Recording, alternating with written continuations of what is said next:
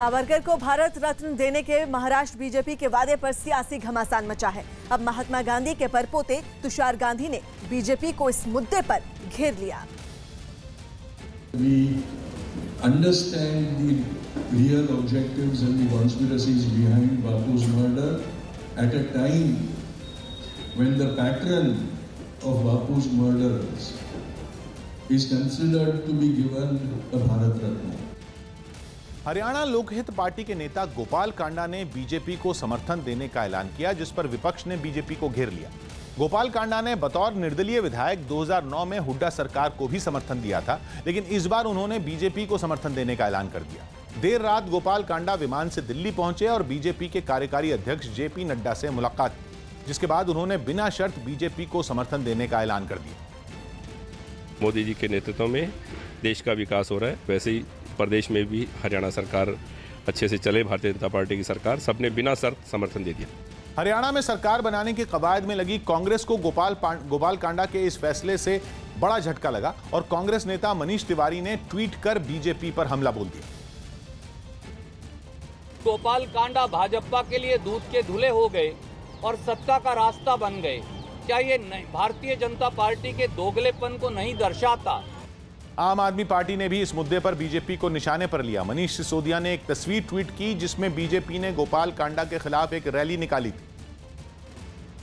गोपाल कांडा के विरोध में भारतीय जनता पार्टी के सांसद दिल्ली की सड़कों पर प्रदर्शन कर रहे थे। आज वही भारतीय जनता पार्टी गोपाल कांडा को हरि गोपाल बता रही है। गोपाल कांडा के बहाने हो रहे हमले का जवाब देने के लिए बीजेपी भी सामने आई और गोपाल कांडा का बचाव किया। जनता के चुने हुए नुमाइंदे के ऊपर इस प्रकार का सवाल उठाना आज के दिन मुझे नहीं लगता कहीं कोई इस बात की कोई तुक है कोई है।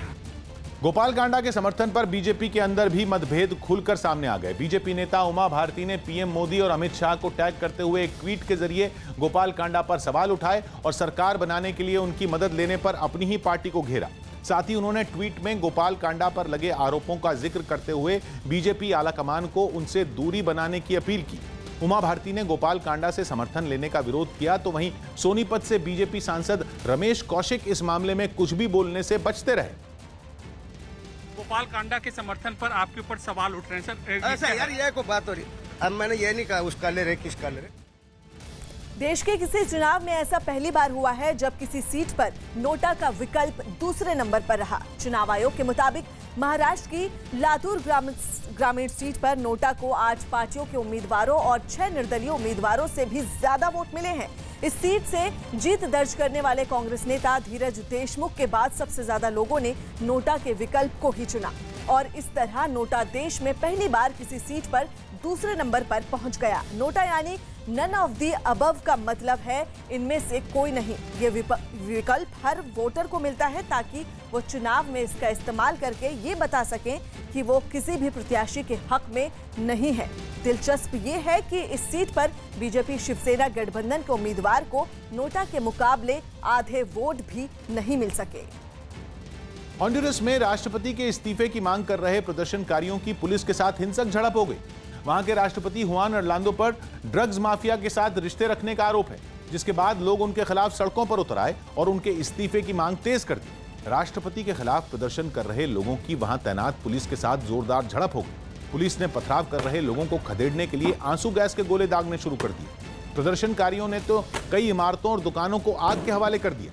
लोगों ने सड़कों पर जगह जगह गाड़ियों के टायर रखकर उनमें आग लगा दी और रास्ते बंद कर दिए।